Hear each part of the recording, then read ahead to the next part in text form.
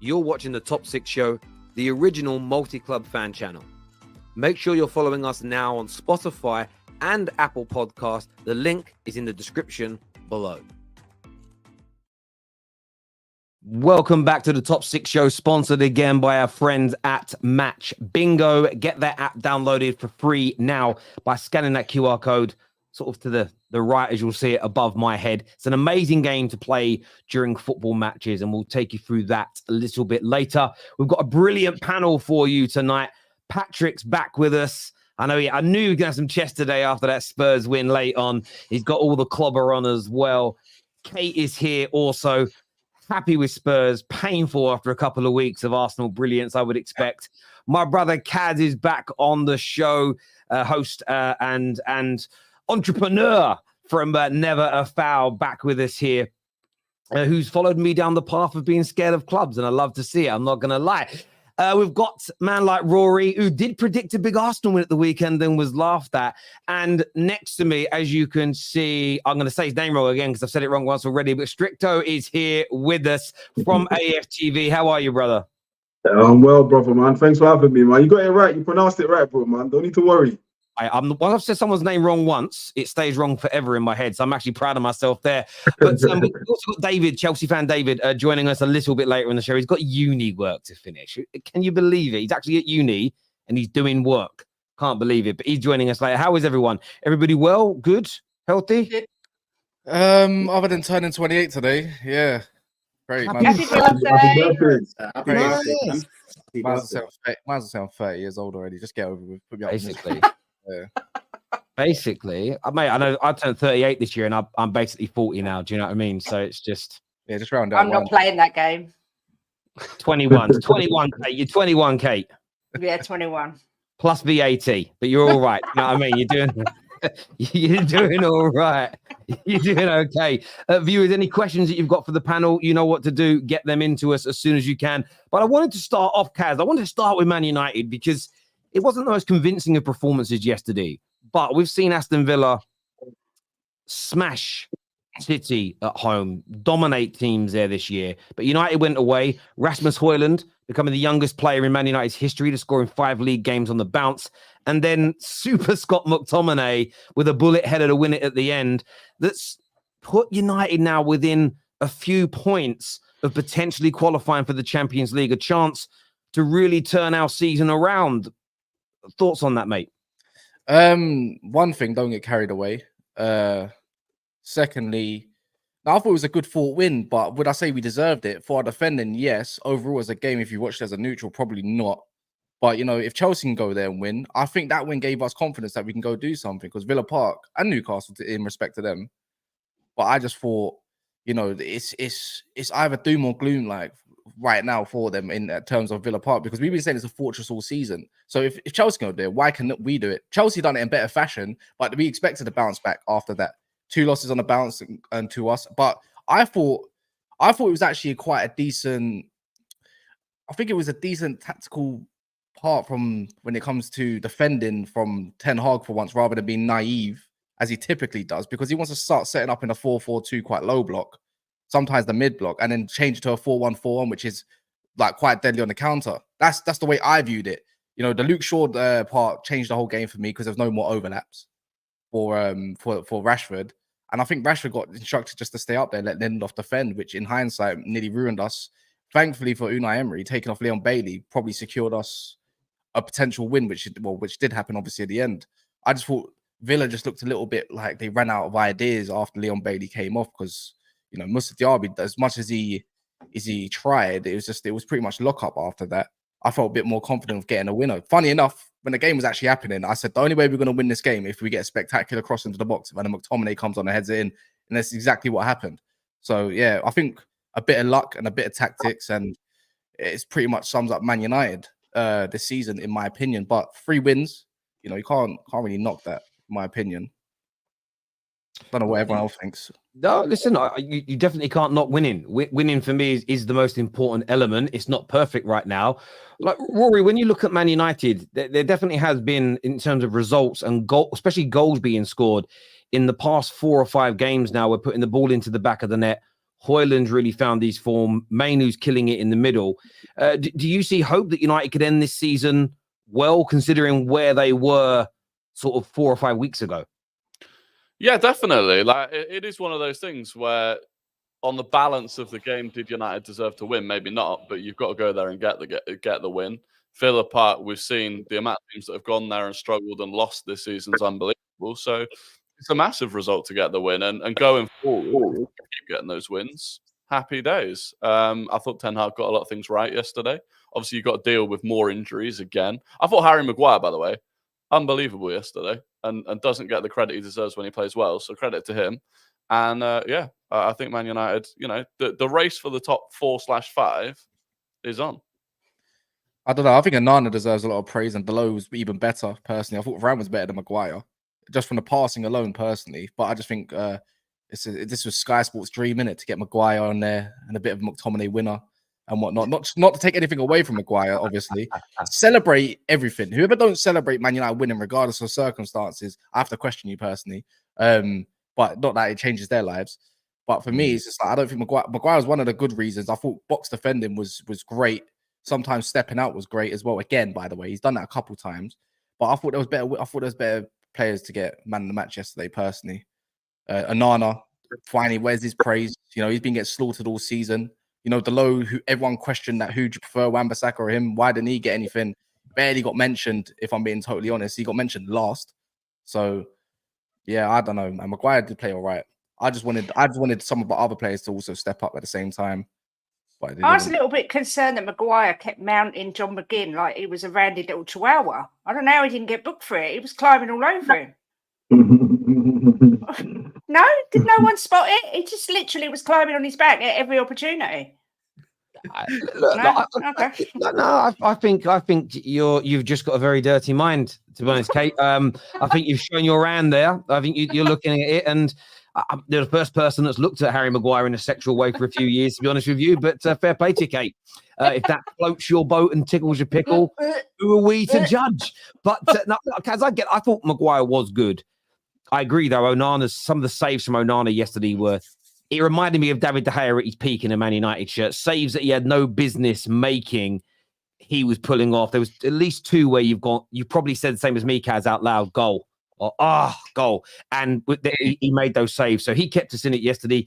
The low was excellent. There's no doubt about it. But I wanted to ask Patty, because you know about good young strikers, having seen Harry Kane come into your club and develop. Rasmus Hojlund now is the youngest player ever in Man United's history to score 5 league games on the bounce. He's the second youngest in Premier League history to do it, behind Nicolas Anelka. And if he scores against Luton this weekend, he becomes the youngest player in the history of the league to score in 6 league games on the bounce. How talented do you think he is? And what do you think's led to this turnaround to his season, which was struggling from a Premier League point of view in relation to goals? Yeah, I think he's a good player. Obviously, in this world of social media, rivals always quick to lay down and try and basically get one over on your opposition or your rival. So when he was doing the 007, 008, went a long time without scoring, everyone was getting onto him. But you could see the movement, you could see what he was doing, and he is a good young player. He's still raw. He's rough around the edges. You guys didn't buy nowhere near the finished article. In terms of the amount of games he's played at the top level, he's not played that many games. But obviously, he had a decent season last year, and you're buying the potential. His movement's always been good. His finishing, when he does get delivery, is good. And the problem for Hojlund is that for a long time, you guys were playing all sorts of different type of football, and the ball wasn't getting delivered to him. Obviously, a striker like him, if he doesn't get the ball, how's he going to score? Now you're seeing him get good balls and good service, and he's tucking the goals away. His Champions League form was good as well, by the way, but obviously the league form, which is what most people are going to judge you on, wasn't. Now he's turned the corner. But to be fair, he's done the same thing he's been doing all season. It's not like there's been a resurgence, or you see he's just literally doing what a good striker does. His movement is good. He always seems to be where the ball's going to land. And obviously his first touch finishing is really good. So I wouldn't say anything's changed really. It's just that he's actually getting the service. And obviously confidence is a big thing as well. Usually when a striker gets 1 or 2, then that run continues. But yeah, it's actually decent. Ten Hag gets a lot of stick, but the good thing about Ten Hag in this instance is that he stuck with Hojlund. He didn't take him out of the, starting 11 or mess around. He kept him in there. He kept his faith with him, and now he's repaying you guys. But yeah, good player. Obviously, we're going to see over the next couple of years if he fulfills his potential. But he's so young; he's got so much more to learn. And yeah, I think he's a good player, man. There's no doubt about it. Strico, from what's your take on Rasmus? Because yeah, he did start slowly, but he's scoring goals, all manner of goals as well. And there's a lot of United fans that are starting to get excited about the prospects of this young man. I mean, I think the first time I'm pretty sure he made his debut against us at the Emirates this season, if I can remember. Yes. And when he came on, no one really had an idea, about his game, what kind of player he was, and he came on, and I remember him actually being a handful with Gabriel. And I thought to myself, you know what? Gabriel's a very physical player. He's very strong. It's kind of hard to get around him physically, and I could see Hojlund, I won't say getting the best of him, but it was surely on par challenging him, like physically. And that was one thing I saw about him. And then the second thing I saw about him was his movement. And I was like, okay, he's strong, he's got movement. Is he quick? And that was the third thing I saw, was how quick he was. And I just thought to myself, you know what? United have got a striker here. United, he's got that hybrid of that old school type forward, win your headers and stuff, and then he's got that pace of kind of the modern day striker and that composure. But I think what he suffered with initially was just kind of fitting into the Premier League, trying to find his niche. What kind of striker am I?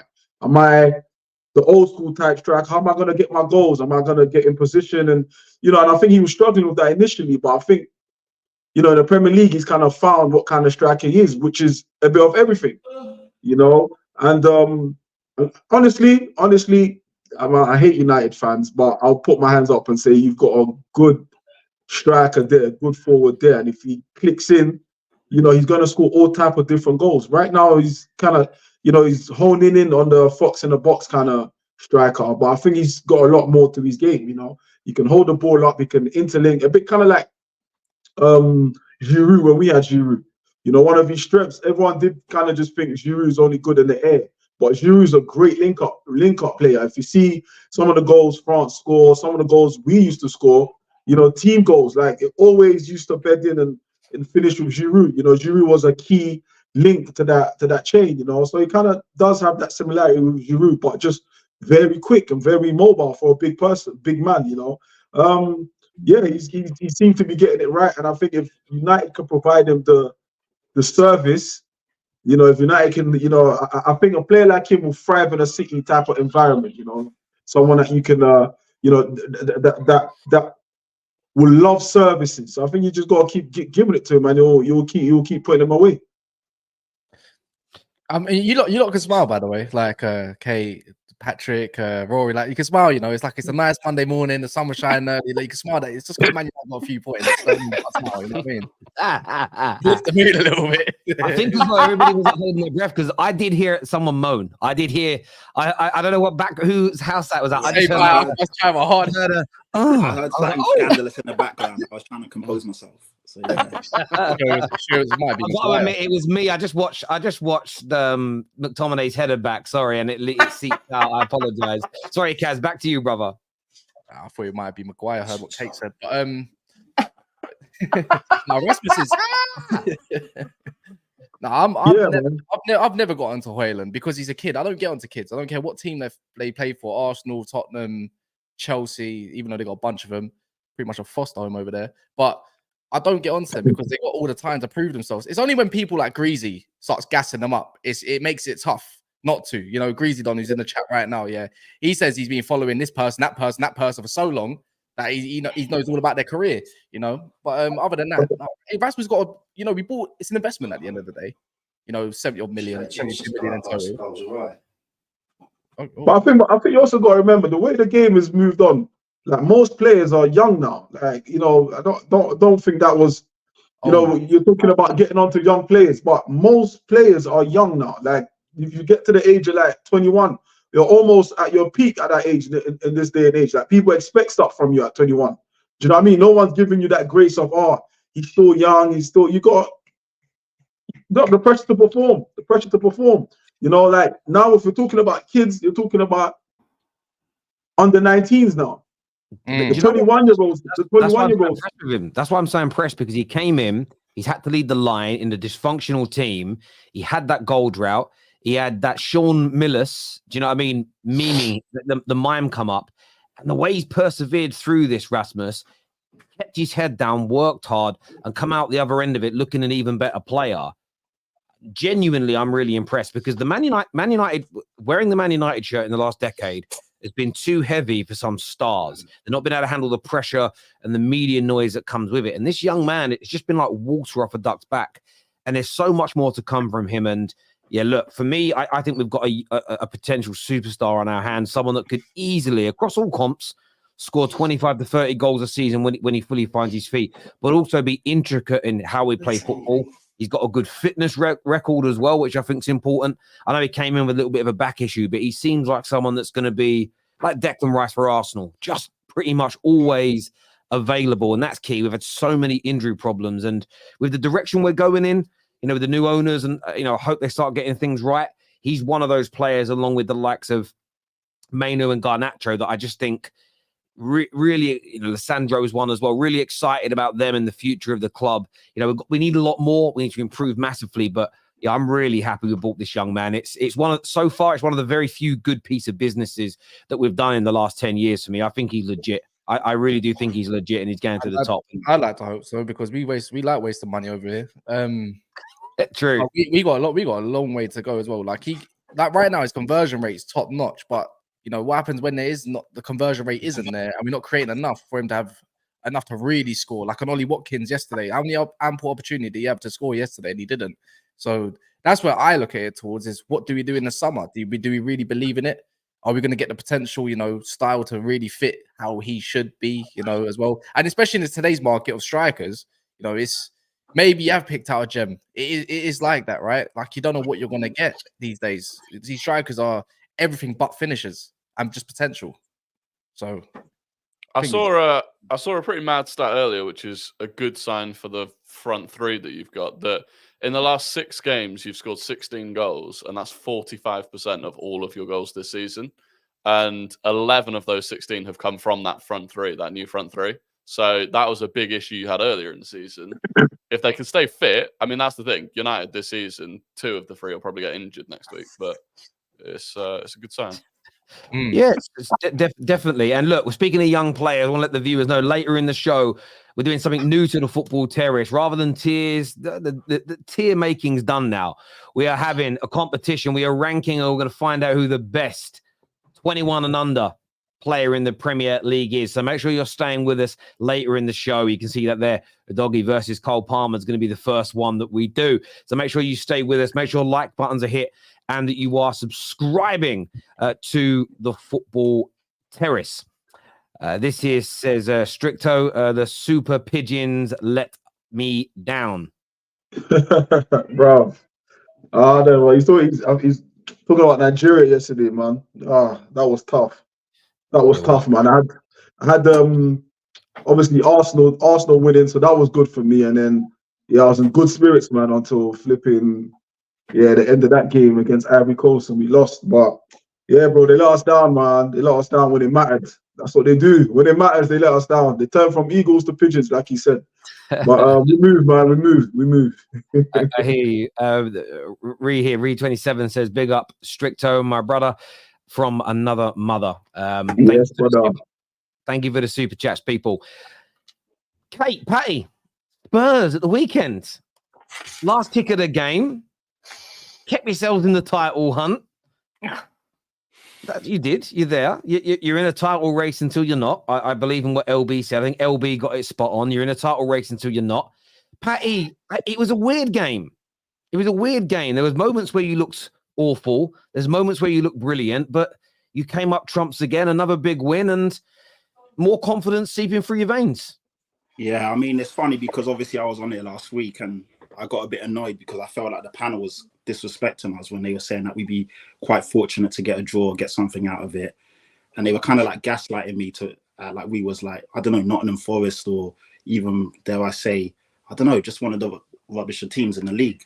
Man United? No, United have turned the corner. I don't want to get too. I mean, I think United over the last couple of games have looked good, and it's quite funny because obviously now they're saying, Neville on the analysis last night was saying that he thinks Spurs fans would have rather United win that game. Sorry, Aston Villa win the game than United, and I was like, oh, that don't make sense. For me, Villa were the better team, so I would have rather United win because it kept us fourth.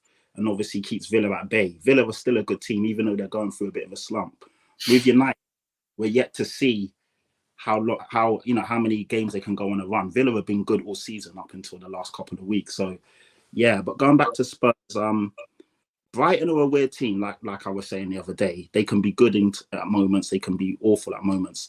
I thought they looked really good in the middle of the park. They bopped us off the park in the middle of the park in terms of the way they were moving the ball, the triangles, and they got into good spaces, but then they didn't really take the opportunities. Where we looked quite sloppy. Like Sarr wasn't really at it. Kulusevski was a bit shaky to begin with. Yeah, we just didn't retain the ball well. We didn't move the ball around. But then, obviously, we created better chances than Brighton, and essentially we took our chances. That was it. The good thing about us now is that we actually have strength in depth. Like things weren't working, and we brought on Basuma. We bought on Son and we bought on Brennan Johnson, and obviously Son and Brennan Johnson linked up for the goal in the dying seconds of the game. It was a weird game. It wasn't one of our finest moments, but to be fair, I saw people say that we were lucky to win. I don't believe that. When you look at how the game panned out and all the stats, I think Spurs were the better team, but it wasn't vintage football. I wouldn't say it was vintage football, but in terms of like we bettered them pretty much in every metric. If you're a stats person, our XG was 1.65 to their 1.24, and I think like 0.79 or 0.8 of that for them was because they had a penalty. We had 6 shots on target to their 3 shots on target. We forced them into more saves. Their keeper made 4 saves. Our keeper made 2. Lots more corners. Basically, yeah, we controlled the game in that sense, but if you don't look at stats and just watch the game, I do think that they were better in terms of build-up play, moving the ball around in the middle of the park, but they just didn't really create the chances to obviously win the game. So, yeah, all in all, it pretty much went how I thought it would go. I said that we'd win the game, and we did, but I do need to see us be a bit more clinical, a bit more ruthless. It seemed like we did lose a bit of control as well at times, and, and always conceding as well. That's my pet peeve at the moment. We concede in every game. When's the last time we kept a clean sheet, Kate? I honestly can't remember. Those kind of things we need to, it's all well and good like battling for top 4, but if you want to grow and continue to progress, we need to keep clean sheets. Arsenal keep clean sheets. Ooh. City keep clean sheets. Liverpool keep clean sheets. When's the last time we kept a clean sheet? I honestly can't remember. Nottingham Forest, 15th of December. There you go. That's a long time ago. 2 months.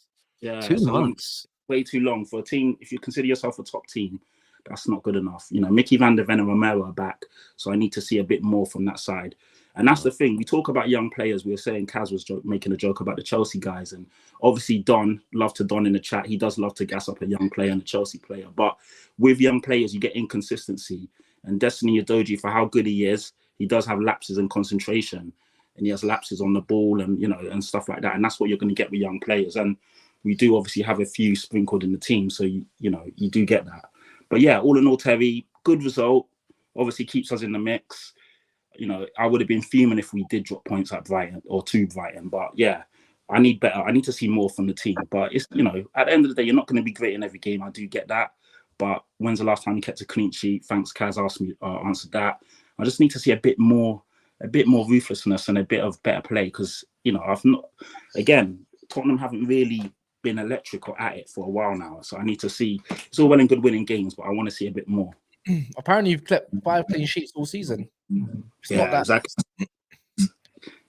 The league this year, Kaz, like a lot of teams haven't really been key. Like a couple of years ago, the defenses were a lot more meaner. I think Arsenal kept the most clean sheets this year, and even for them, 9. I think. Yeah, and that's not a lot considering we played like 24 games. Do you know what I mean? So as a collective, as a whole, you know, Premier League teams aren't keeping as many clean sheets as they used to, which may be a sign that defenses are getting worse or the league's getting more competitive. But for us, you know, we're not keeping enough. You know, we need to be keeping more. Against teams like Brighton and Wolves at home, we've got Wolves up next. I want to see clean sheets, man.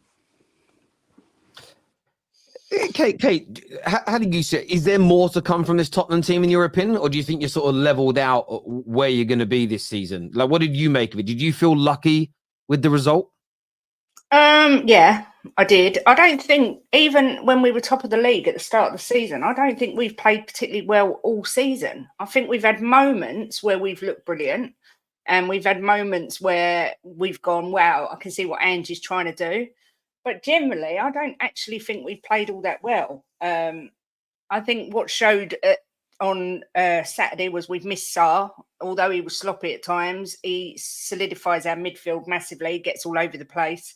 And Sonny brings something to our team, not just because he's a goal scorer. He brings a different energy. He seems to hype up the crowd. He brings the leadership that I didn't think he actually had in him to the team. So I don't see us doing much this year.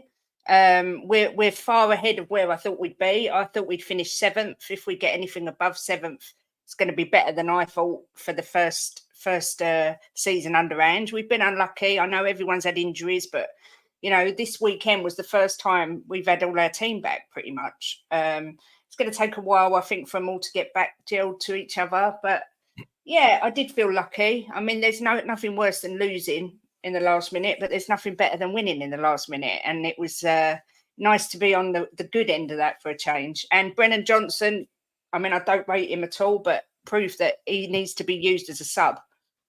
He shouldn't ever be started. Come on. He came on and made an impact. And, you know, if he can do that, then great. But I just can't understand where £47.5 million come from that kid. I just, you know what, Kate, with the Brennan Johnson thing, I do honestly feel that, yeah, we would have started him in some games, but I honestly feel he would have been exactly what he was at Impact sub. But with all the injuries we've had to play him and overplay him and overplay him. You got to remember as well, the kids only had, this is his second season in the Premier League. So the first season, obviously, was when Nottingham Forest got promoted last year. So this is only his second full season and his first move. So there's been a lot going on. And it's a bit of a shame that some of our fans have been a bit over the top with him.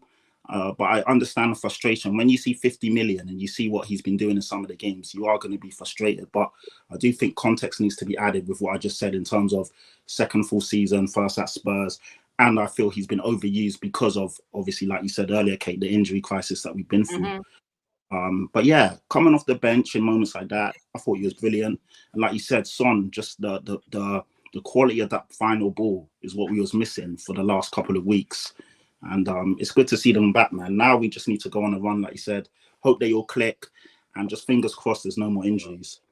It's concerning that, sorry, Terry, that if Bentancur and Maddison both don't look fit to me, and they're both playing, and neither of them look like they're fit, in my opinion. But like I say, I mean, we're literally at the start of something where I can see which way we're going. I can see a positive in where we're going. I mean, compared to Conte ball last year. But it is only the beginning. But I think a lot of people got really hyped and over carried away because we were sat top of the league for 10 games. And this is why I sort of said, you've got to stay level, because it was never going to be sustainable with the squad that we've got. But it's all positive as far as I'm concerned. I think Angie's doing a great job. And next year, the pressure will be on him a little bit more to see where we can go. Yeah, I mean, Rory, Kate said that Spurs haven't really played that well for the majority of the season. They've had moments. Would you agree with that? I mean, there's been a lot of praise in the media about the way Spurs play. It's a breath of fresh air. It's entertaining. But do you agree with what Kate's saying? It's moments that have put them into fourth rather than their overarching style.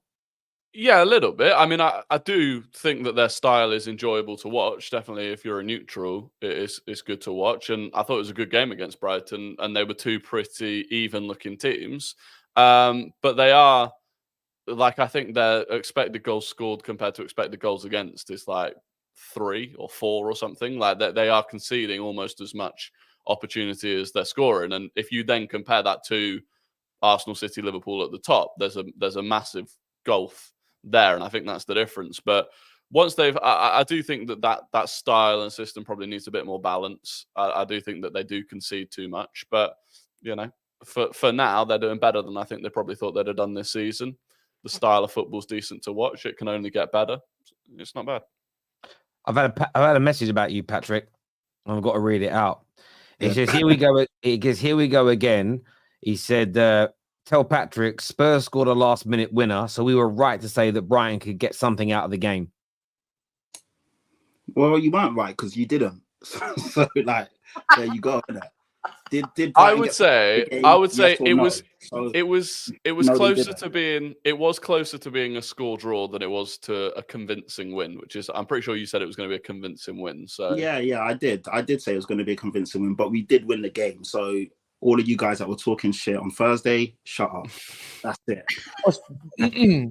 Actually, you ain't been convincing for a while though, but you still got the results. You know what I mean? Mm. The same thing we No. criticize loads of teams about. Like, you weren't convinced against Bournemouth, but you won. You weren't convinced against Everton, you drew. You weren't convinced against Man United. I thought we was going to get pummeled, and we didn't. You know, what else was there? Am I missing? The Burnley game in the FA Cup. Wouldn't say that was a battering either.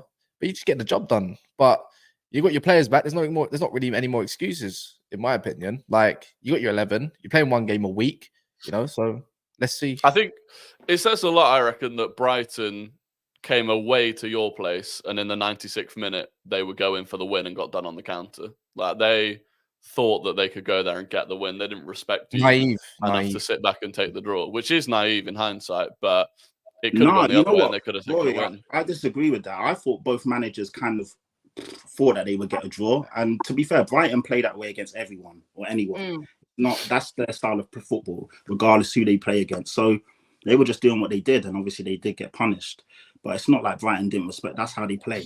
I've heard that a bit this year. Like, do you think there is a lack of respect? People don't respect Spurs enough at the minute, so they're open and attacking them, and it's easy for your speed to run through them. Like, from a rival's point of view, we can ask Strico this. Do you think that next year, when teams maybe sit back a little bit deeper, it could be a very like Arsenal have suffered this year? Do you think it could be a different challenge for Ange Postecoglou? Yeah, I mean, the kind of football or the style of football they play is you know, kind of like if I can say, like Klopp a few years ago with Liverpool, where it's just full on kind of energetic type football. Obviously Spurs have changed, you know, when they had who was your last manager again? Conte, Conte, right? So you and Ryan Mason.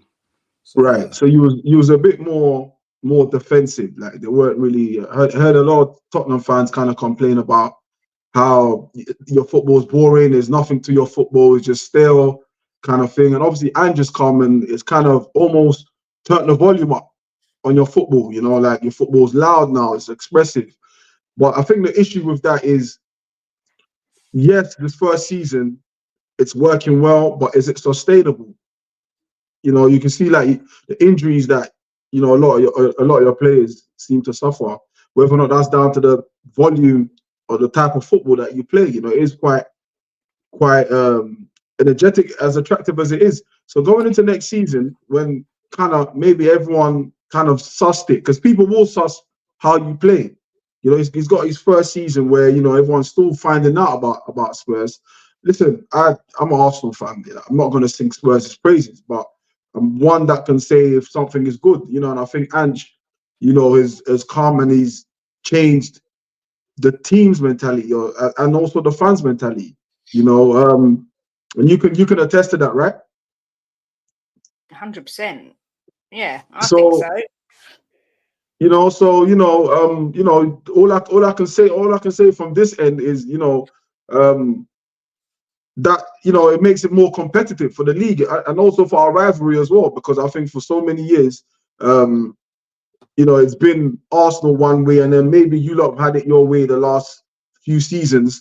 But at the end of the day, if you're not winning anything, then it's, you know, it's all us having our way against you, you know. So maybe Ange might be the guy that might get you an FA Cup, just a trophy at least, something to kind of build on and kind of start his reign for real. But I can't see why not, because the football they're playing is attractive. When you came to the Emirates this season, I was there, and you know, a derby, you can never really say which way it's gonna go. But I thought you were the better team. You know, you might have won that game if you had luck go your way. But you can only give credit to Ange, at the end of the day. But I think overall, is that kind of football sustainable?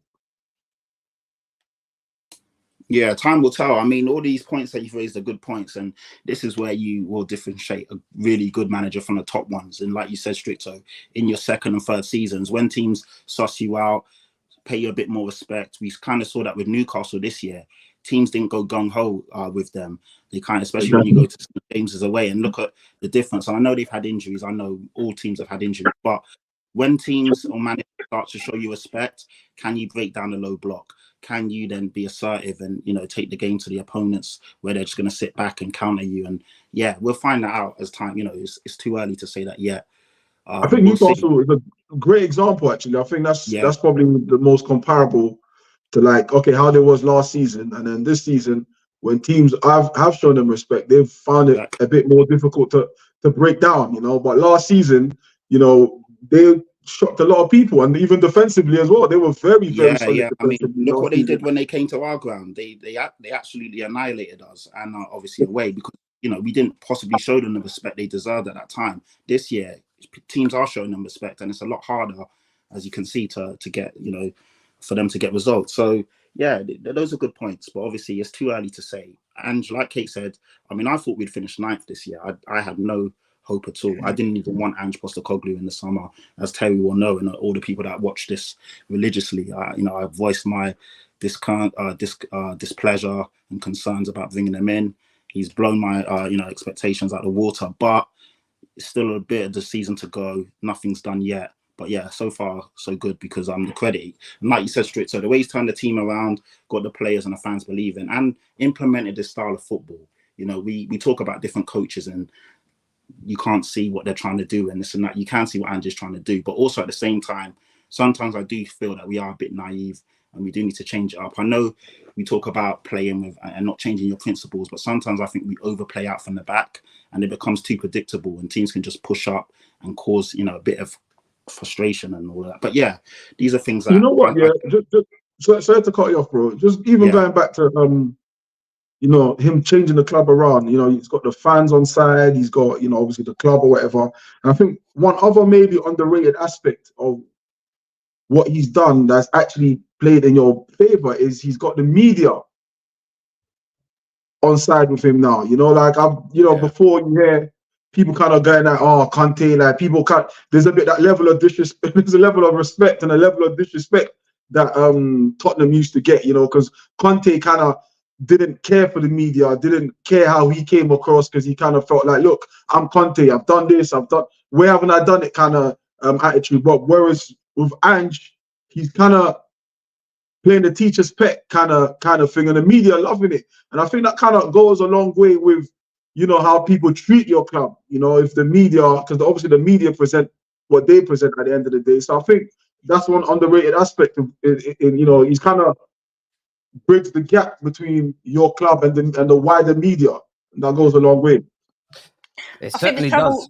I think the biggest problem that Ange has got with Spurs is the mentality of the whole club. I think the whole mentality at Tottenham is wrong. Daniel Levy always wants top 4. That's where the money is, and we don't win anything. And I think that is the hardest thing that he's going to have to change. And how he does it, how it's going to change, I don't know. But that for me is the big thing. We're showing heart. I mean, last year, if we was 1-1 against Brighton, we would have lost or drawn that game. We don't stop. Ange does push it, and we try till the end. But there's just something Spursy about Spurs, and how you get rid of that Spursiness, I don't know. And that's going to be the ultimate battle for Ange, in my opinion, for any manager that comes into the club. Yeah, it's you're absolutely right. The investment is going to be absolutely key. A few super chats here. Marcy says, Spurs, flatter to deceive. They remind me of Ollie Ball. I mean, we were a moments team, to be fair. But you got to give him more time. Harry Kane is such a serial loser that even Bayern can't win with him. it is poetic if he goes there and not just Bayer Leverkusen win the league, but can you imagine if they go invincible as well? There's an Arsenal connection to that. Can you imagine if they go invincible against Bayern Munich? Oh my word! Should have stayed where he was. You say should have stayed. And then they signed Dyer to make sure they can't win shit. It's. Can you imagine if he wins nothing this year? Oh, That's crazy. It would be hilarious. Alex Kim here. Thank you for such a brilliant donation. It says TFT. I don't think Onana gets the credit he deserved after the last match. He literally saved Man United all day. Also, AFCON showed me that Osimhen is not as good as we think. Individuals, like no individual skill or impact. Yeah, we praised Onana on the full fan highlight show. Kaz obviously done it on this show, but yeah, he deserves a massive shout out. And yeah, Victor Osimhen, he didn't have a good AFCON, really, did he? Nah, he didn't. I mean, if that was an advert for suitors for him, I think no one will come in for him. I mean, did have he's got aspect to his game which stays the same. He's very persistent. He never really stops running. But we saw, I think the main thing, if you've never seen Victor Osimhen play and you watch AFCON, you kind of want to see, okay, look, what is he about? Is he a goal scorer? What's his touch like? What's his aerial ability like? What is he like one-on-ones? And all of that was non-existent in the AFCON. Literally none. Like, he had so many chances. Like, he wasted a lot of chances. He wasted a lot of chances. His touch, he's got, I won't even say the word, but he's got the touch of a and elephant. Right. Maybe elephant. Yeah, let's go with that. You know what I'm saying? And like, he would have honestly would have done his bid to get a move away from Napoli. Very, very terrible thing. He's our star man. You can't. If you look at England, you've got Harry Kane. He always seems to at least produce when it matters. You look at Korea, with Son. But you look with Osimhen, the eyes of the world was on him this whole tournament. He absolutely fly to the sea. Like so yeah, I personally, there's talks of him. Arsenal fans wanting Tony or Osimhen. To me, it's a no-brainer. It's Tony all day long, and it hurts me to say as a Nigerian because I like to support my fellow Nigerians, but yeah, he's not the one. He's not the one. I mean, even if you look at his scoring record, he didn't really have a great scoring record in France either. I mean, he sort of found his way in Italy, but Italy's known to be a more slower paced league. And if you remember what I said earlier, he's very persistent. And if you're a persistent player in that kind of league, you will find more success. But if you come over to England, like, persistent don't mean shit. It don't mean shit. You gotta have more than that, International competitions are not the you should never judge people in international competitions, because whether you perform really well or you play really badly, chances are you're probably not playing the football you will be playing for the team you're going to go to anyway. Like, if you watch Nigeria, Nigeria played awful football. If you watch that AFCON, you're not going to tell me Nigeria were playing good football. That final, over the back with 2 sixes and long balling it to Osimhen. Like, bro, what do you want him to do? Like, forget the football, bro. Forget the football. You're still having chances as a striker. You're still having so many chances I could have scored. That's got nothing to do with the football. Yes, the football was dire. No, I'm not gonna lie. The football was dire. The football was dire. But it doesn't take away from the fact that you're through 1-on-1, or you've got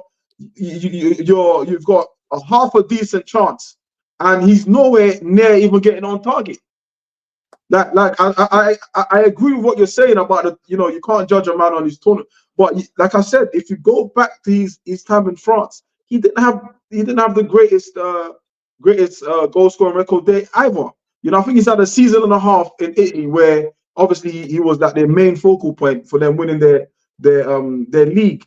But yeah, kind of, I would personally, if I was him, I would stay there another season just to prove I am who they think I am.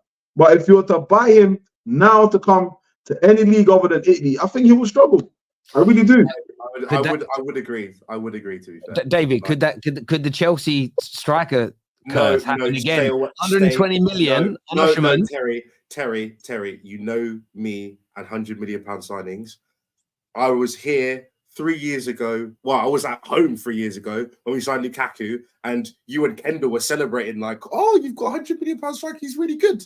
And I said, "He's not worth it. Any league where Lukaku is your top dribbler is not a serious league. I'll die on that hill. I'll die on it. It's not a serious league. It can't be. It can't but be. he's not going to be £100 million. He's going to be 120 million. That's even worse." Sounds like a Chelsea deal to me. Oh, honestly, like I was kind of supporting Nigeria I basically, when it comes to AFCON, I support the nation that I have the most friends from, and I just looked through my phone book and I was like, adding it up. You know what I mean? I was like, Nigeria wins on the tally chart. That's who I picked, right? And big up Larry, my old boss. But that's all I really did. And I went with Nigeria, and they got to the final. Some games I watched, I don't know how they got to the final. Some of the misses were crazy, but they got themselves there. And then Ashford Wet cursed us. She cursed us. Let me know how Ivory Coast. Oh my God, bro. Let me know how Ivory Coast. Oh my God, I can't believe that when I saw that. When I saw that yesterday, I said, "Yeah, it's over. It's over." Yeah, I couldn't believe it. It was crazy. But David, segueing into Chelsea, a really big game for you tonight, because yes, you had some good cup results recently, but you're away to Crystal Palace. You're 11th in the league. You can't drop any deeper because Fulham are only on 29 points. But you know, it could be 3 defeats on the bounce. It could completely end any hope of Champions League football, pretty much end the hope of European football, which I know Ben Jacobs has come out today and said, no, there's loads of money to spend next year. I'm yet to be convinced of that. How worried are you about tonight's game against Palace, and how do you see it going for Chelsea? I'm not worried, because I was the only one who was adjusted to what is going on. I'm the only one. I'm not Don. I'm not one of those fans, and I don't have Twitter, so I don't know any. If you're gonna bring up Twitter in my argument, I don't know any of them. Okay, I'm my own person. I was the only one at the start of the season who said this team is full of young players. There's loads of transition going on. We've got a brand new manager. To expect consistency from these people, it doesn't make sense. And everyone said Poch has now found the answer for how we want Chelsea to play. So we could go out and play that exact same level of football that we did, and we can still lose 3-0. It can happen, because there's no consistency from this team. They're all 21. Why am I expecting consistency from 21-year-olds? It's my biggest thing on the terrace has been, I don't trust young players, because by definition they are inconsistent. Like Cole Palmer's generally blown my mind this year, because he's actually been incredibly consistent for someone who's played a very limited amount of football, But it does I don't worry about games anymore, because it is what it is. We can go out and play the exact same lineup with the exact same people and have 2 dramatically different games. Don's calling you out. Have a go at Poch. David, Don's calling you out, and this is the guy who refuses to watch us week in, week out, by the way, and 20 minutes here and there. Because I have a life, Don. I have other things that I have to do.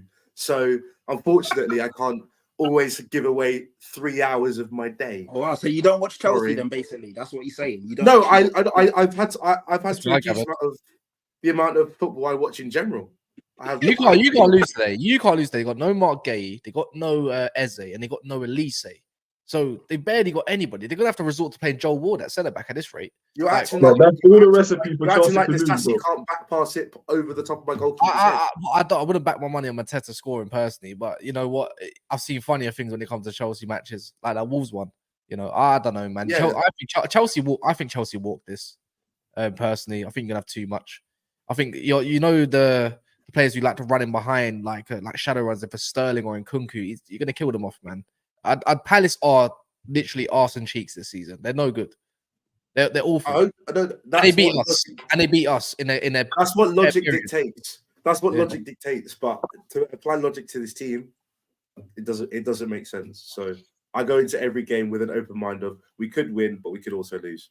We're the same team who like we gave United their first win against the Big Six, but against Arsenal and Man City, we probably shouldn't have. We probably should have won both those games. You know what's funny though? If you do win today, you go from a lowly 11th to 10th. That's lovely. That's lovely. It's lovely. But again, like my team's not to win now, so I'm not really too fussed about it. Yeah, that's what Tottenham fans keep debating every week. You know, when they lose one, they're like, "Oh, you know, like this is an Ange project." You know, this, that, and the other, blah blah blah. But if they win a few on the bounce, they're like, "Yeah, title charge." No. Don't you dare lump us all in the same bracket. Yeah. I see see. Birthday. What fans are these? I don't know. Deji is one of them. George's another one of them. You know, you just like avoiding expectation and changing the seasonal objective every other week. Yeah, no, there's loads of you on like there's loads. Callum, I can name loads. You always changing. Harry, you're a bunch of expectation. Yeah, but they're children.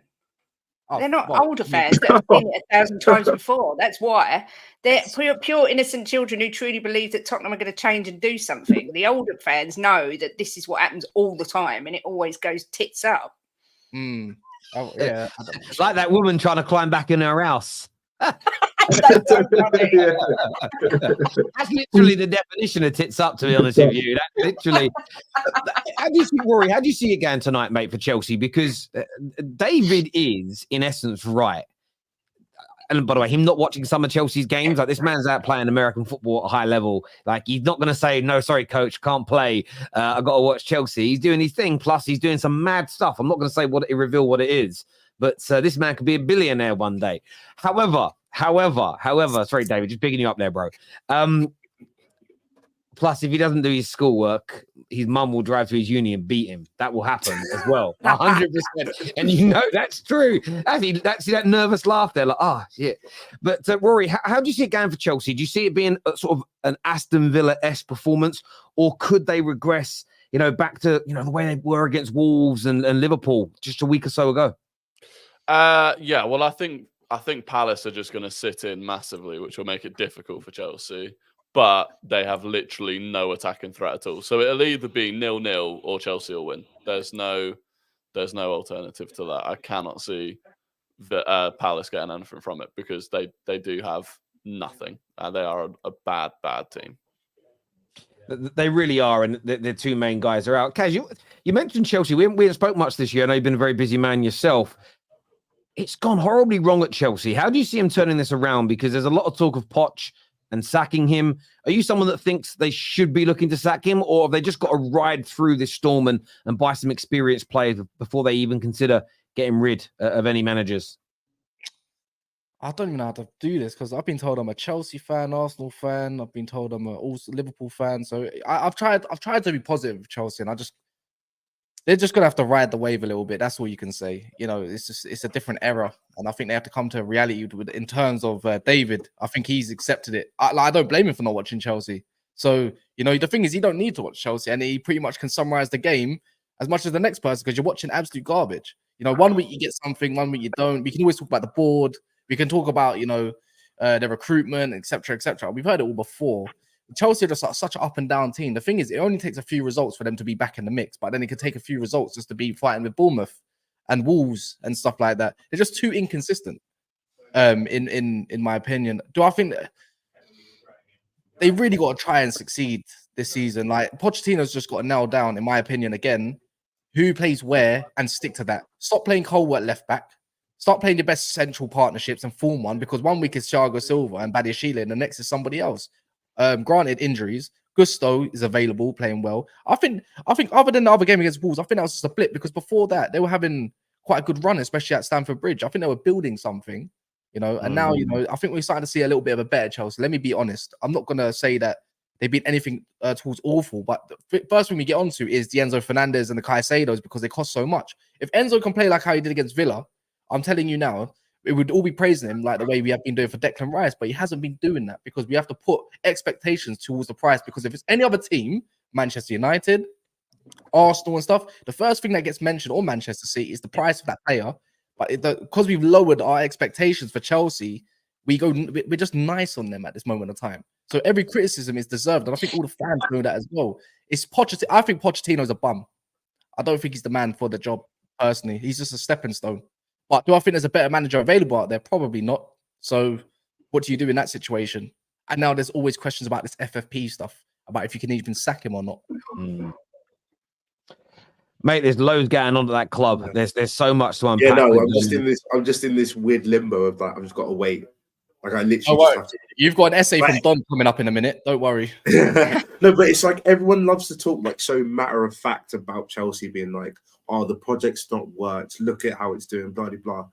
But if it's a project, how are you saying the whole project's failed after 6 months? That, to me, that doesn't make sense. Because it's more like 18 months, and I mean, I get that, but like. But because the project's it's not even going better than any other project. It's going worse than pretty much any. It's going worse than Spurs' project. It's gone worse than Arsenal's project. And yet you've spent so much more that was meant to make it a faster, better project. So first of all, we spent a lot, but we also That's a good point. We sold a lot more than both of those teams. So hence why we were able to spend more. yeah, I get again. We like again. We're in a final. People seem to forget about that. We could leave this season with silverware, and we're still in another competition. And as Kaz has said, we are, there is potential for if we go on a run again, we could be right back up there because there was a point when we were literally 5 points behind Man United. Actually, the same way Man United looking at Villa and going, we are not that far away from Villa.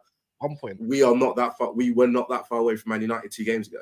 But we've just, we've lost 2 games in a row, and everyone loves to, when you're down. Can I add something as well, David, if you don't mind? You've got Man City this weekend, so it might be a further few points. Sorry about that. No, but again, I'm not going to go into that Man City game being like, oh, we're going to win.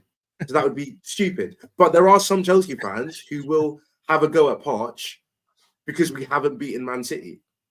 No, that would be stupid. It's just the thing is, you can get onto him. It's the manner you get beaten.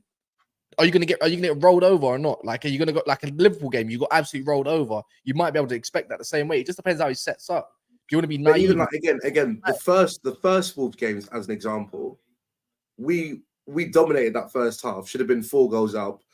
Sterling should have passed its Cole Palmer. We would have been 1-0 up, or maybe even 2-0 up. I can't remember. But we lost that game. Played the exact same game 3 days later, but instead of losing 2-1, we won 2-1.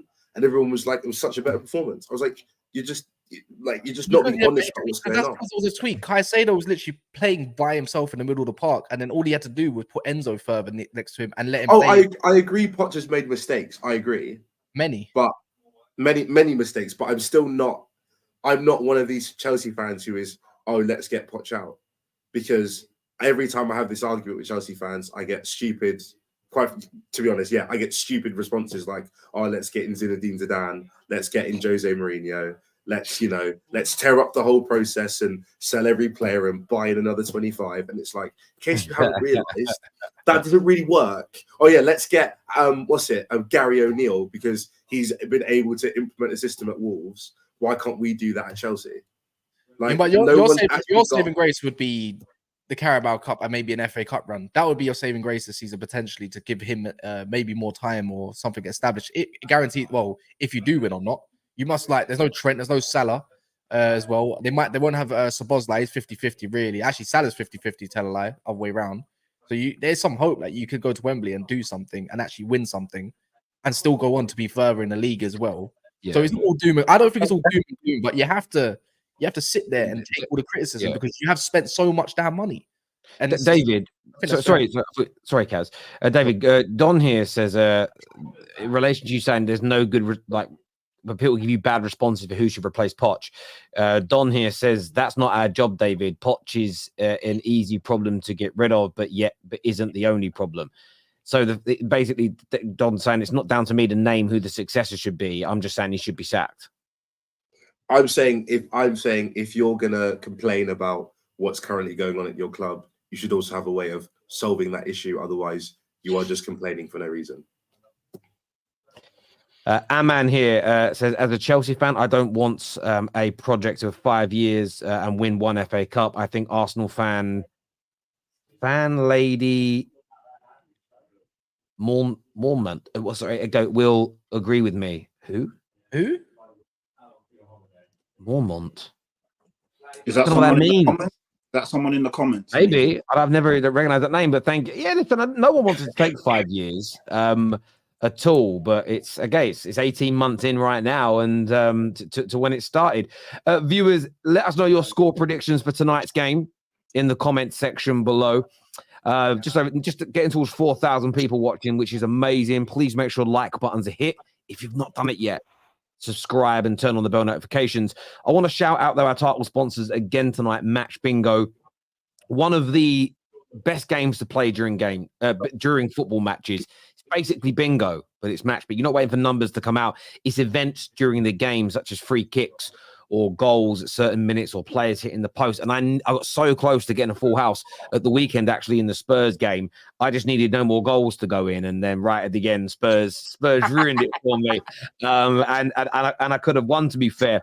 But it's a really great and fun game to play. And if you're someone that likes to do something during matches, maybe have a little flutter here, a little flutter there. What's brilliant about this, you don't need to think about it too much. You just buy a Match Bingo card.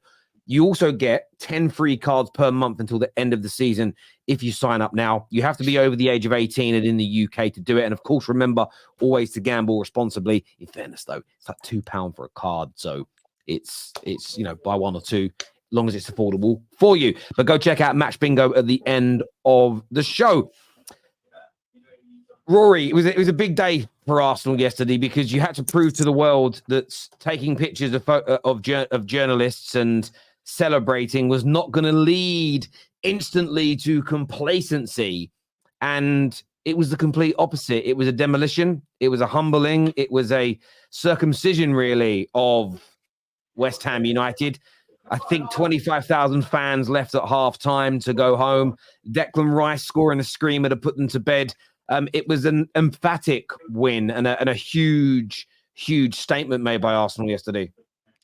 Yeah, I mean, listen, I'll hold my hands up when I get things wrong. And on Thursday, I said we'd score 4 or 5, and that was a misjudgment on my part. So I apologise to the Arsenal team for that. But no, look, it was a massive win for us, and to do it over West Ham was important just because of how their fans have been this season after beating us twice. And I think there were a lot of people just like generally looking around sort of football Twitter and stuff. I think a lot of people, including some Arsenal fans, thought that's the sort of game where after beating Liverpool, we'll go and fumble it there. So I think it was a big mentality thing for us to go and not just win, but win in that fashion. So happy with it. Absolutely. And Strico, I mean, the last 4 games really started to demonstrate sort of the form of last season, faster paced football. The goals are now coming more freely, still so strong defensively as well. And what a time to start coming into gear now in the most important part of the season, the second half. Yeah, man. They call it the business end, and we might be here to do business. I don't know what kind of business, but there's certainly some business that we're working on. Yeah, I think like he was saying, what we were saying. I actually predicted 4-0. I just thought something in how we've been playing of late. It just feels like the shackles have come off loose. The resurgence of Ben White. Even Saka. He's finding his balance a bit more. His defensive work is good. His attacking work is excellent.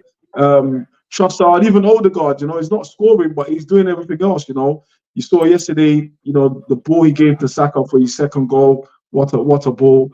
And then Trossard, Trossard, I think he goes kind of unmentioned at times, but just to think, we as Arsenal fans at some point were screaming to get Mudryk to the carpet, and and no one could have foreseen Janos Trossard. He's kind of coming very discreet, and he's going about his work very discreet, but you can't hide away from what he brings to that team. It's obviously the best finisher we've got in at that club. Some of these finishes are almost Van Persie like when Van Persie was playing for us. But yeah, I think it was a potential banana skin. I don't think we've won away in any of the London derbies. Correct me if I'm wrong, Rory. I don't think we've excelled in London derbies this season as we did last season. So, and they've beaten us twice. But I think for me, it was just I was working on ratio. On if we play West Ham 3 times in a season, do West Ham beat us all 3 times? I think the answer is no. And I think just going by that, I just thought to myself, yeah, they're going to collect a spanking today. And I didn't expect it to be 6. It could have been 7. Honestly, it could have been 8. And that's nothing. I was sat there yesterday at the London Stadium. It could have been 8 if we really wanted to. You know, we had to actually bring Saka off, I think in the 60th minute or so. Bring off our key players. Even Declan Rice, as soon as he scored, it was hooked off. It really was one of those games. And I think we haven't played well all season, but one thing we have got is we've got that defensive still, which I think if you look at last season, we really didn't have with Partey in that, you know, in that position. I think Declan Rice is a different beast, and the fact he never gets injured is one of the, I want to say, it's almost like a skill. You know, his health, his fitness is almost he never gets injured. You know, you look if we had to rely on Partey, like, you know, he doesn't stay fit. You know, if we had a season where Partey was our main guy in that position, then we'd be fucked, bro. We'd be fucked. But oh shit, can I swear? Yeah, it's cool. Do you know what I'm saying? So, so flipping. My kids are in the room as well. I've all locked them up so they can't even hear me. But yeah, So I mean, I think with what we've got now, I think, you know, the football's starting to gel now. And then Gabriel, so underrated. It actually hurts. It actually hurts how underrated he is. I mean, Saliba always gets the limelight, you know, rightfully so. Rolls Royce, and like I said on my AFTV yesterday, I think if you compare Saliba being a Rolls Royce, then what you get with Gabriel is he's a tractor. You know, that farm engine, like he keeps the farm ticking, he keeps the farm flourishing. You know, that's what he packs the weed, he packs the bays, he's industrious. Do you know what I'm saying? And he doesn't get the accolades, and he doesn't even have a song. Terry. Damn. He doesn't have a song. But Players have come, players have gone, and we don't have a song for this guy. Just to highlight how unsung he is, literally. I agree with you on that. Gabriel has been better than Saliba this season, and obviously he was injured last season, but I think he doesn't get enough praise just because he's been known to have bozo moments. And I think he's a goal scoring defender. It reminds me of Thomas Vermaelen's goal scoring. Remember that one? He ain't had that in a long time. Yeah. Exactly like Vermaelen. Exactly like Vermaelen, you know. And I think this season we've got, as the season has progressed, we're starting to show we've got different tools in our box. You know, we can set pieces as well. And we've added set pieces now. Set pieces seems to be a thing where, you know, you think of set pieces, you think of Stoke. You know, you think of them kind of teams, but we've added that tool to our toolbox, and it's working well. It doesn't matter which team it is, you know, and then adding Rice now, adding, you know, taking our set pieces for us, giving us that different dimension, because he's a tall guy, but he's not there to head them in, he's there to cross them in. So we've different tools to our box, and I think you'll need that at this business end, because you can't be too predictable. Yeah, you certainly do. There's a super chat that's come in here, and I want to pose this to rivals on Arsenal. It says all this Arsenal hype only to end up behind City. I see a lot of people say this online. There's no point praising a good Arsenal performance or a good Arsenal run. There's no point saying how excellent a team they are, because City are probably going to win the league. Is that fair analysis of Arsenal to not praise them and play them down just because Man City are considered better than them? I think. Let me just say, so anyone who wants to come in, I think it's actually a compliment, because if you look at where we was a few seasons ago, and now anything good we do, you mention City. You know, there's almost that association of City. I think that's credit to us about how far we've come in a short space of time. You know, there was a time when you never mentioned us with City ever. You never mentioned us with Liverpool. You know, now any time we do well, it's City. That's a compliment. It shows we're up there. It shows we're competing. And as Arsenal fans, that's all we've asked for the last 15 seasons, is to compete. We don't want the top. We don't want the top 4 anymore. Like that's played out. Tottenham, dude. Tottenham. no disrespect or respectfully to Tottenham. That's what they're on. You know, that's what Levy wants. He wants a top 4, but I think for us, we've gone past that now. That's the era of Wenger. We want to compete. We want to be there to the last kick of the last game of the season. You know, if you don't win it, you don't win it. But at least compete. Keep our fans, keep our hopes up. You know, so I personally think being mentioned of City isn't a bad thing. I think it's a good thing and it's a compliment. He wants to chime in because I want to hear what Tottenham have to say. I wonder if you lot Well, can praise him. I was going to say you still have to win. You can't. Yeah, I mean, you've got to win thing, because that's literally the exact thing you laugh at Spurs for. No, but it's Arsenal- different. It's different. There's progression. There's progression. We win stuff. When We Spurs win stuff. no, when do you win stuff, right? When Spurs run the No. Hold on. Let me finish my point. Let me finish my point. When Spurs were finishing second, the main thing all Arsenal fans saying when you man were languishing down in 7th and 8th was, "Ha, you still don't win anything." Blah blah blah. Now I know you won an FA Cup, but that was that was when we were doing Arteta versus Lampard debates. Okay, that's time ago. Now you got to win something. You got to win one of the big ones. You got to. Chelsea, even in our absolute mess of the past 5 years at this club, we still won one of the big ones. You can't just compete. You have to win. No, but you got to be realistic. This time, you have to win. What do you mean? Do you mind if you chime in quick? Yeah, you know what, David? This is. You know what the massive thing is, yeah? They've just won 6-0. And look, I've dropped, since Man United has been crap, I dropped all that. There's no point having an ego. I've got nothing to go on. I can't even be shameless, right? So let's talk objectively.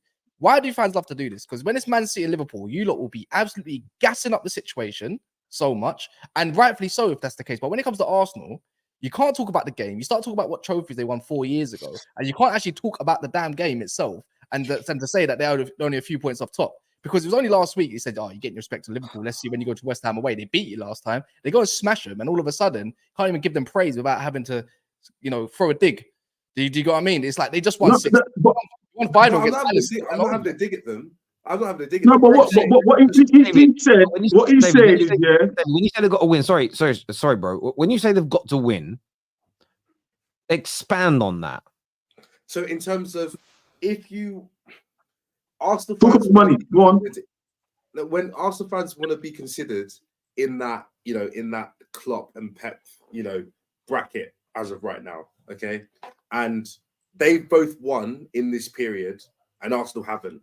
So I think Arsenal's window and City's windows are completely different because I think Pep's probably going to leave in the next 2 years, but I think Arsenal will be good for longer than 2 years. So I anticipate Arsenal will win.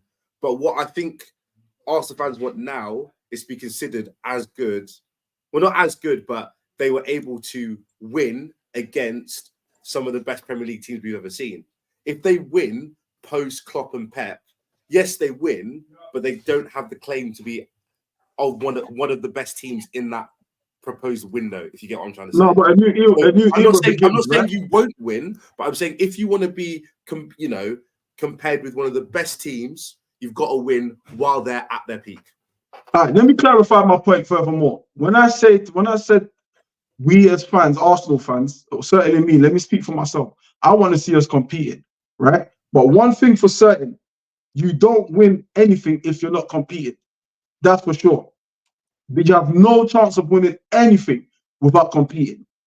And so all I'm saying is there's levels to it. You start competing and eventually something will click and you will start to win. Now, what Spurs have done, Spurs have almost competed. Almost. They haven't really pushed it to that next level. Do you know what I'm saying? You might look down on the FA Cup, but there's a mentality behind going to win something. You get your fans on side. You get, like I said earlier about the media and all that kind of stuff. You almost get them on side. So it kind of makes it a little bit less challenging. Do you know what I mean? Right now, we are happy with where the trajectory that we're going. We're happy with it. We are competing with the likes of Liverpool and Man City. That's just all we want at this moment. And if any bonus comes out of it, then good. But at the moment, what we've got, what we what we've been sold now is patience, and I'm happy with that. I'm happy to be patient because I can see something actually working. Yeah, I agree with you. Akil's actually come back here and said, Stricto, it's not enough to compete every year. You have to win one day, otherwise it's failure. Trophies matter. Competing does not give you extra points.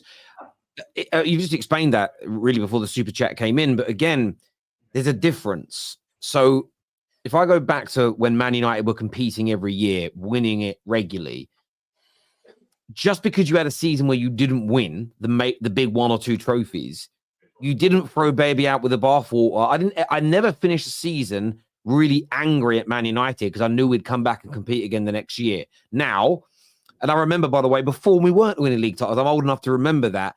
And it was, okay, well, I know we're a good enough team to compete now. So you are more relaxed. Of course, Arsenal fans know they've got to win at some point.